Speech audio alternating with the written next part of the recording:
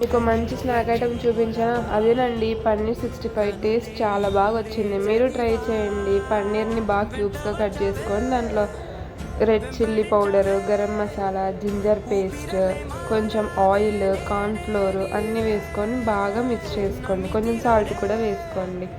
అలా బాగా పేస్ట్లా మిక్స్ చేసుకున్న తర్వాత ఒక పెన్నంలో ఆయిల్ వేసుకోవాలి. ఆయిల్లో మనం ముందుగా తయారు చేసుకున్నాం కదా పన్నీర్ది మసాలా, అది వేసుకొని మంచిగా ఫ్రై చేసుకోండి. తర్వాత ఇంకో దాంట్లో కొంచెం ఆయిల్ తీసుకొని ఆవాలు, కరివేపాకు, గ్రీన్ చిల్లీ, గార్లిక్, జింజర్ చిన్న కట్ చేసుకొని వేసుకోండి.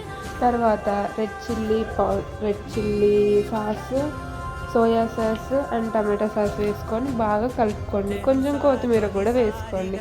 మనం ఫ్రై చేసుకున్న పన్నీర్ని బాగా దాంట్లో వేసుకొని కలిపేస్తే మన పన్నీర్ 65 రెడీ. టేస్ట్ మాత్రం చాలా బాగా వచ్చింది. ట్రై చేయండి.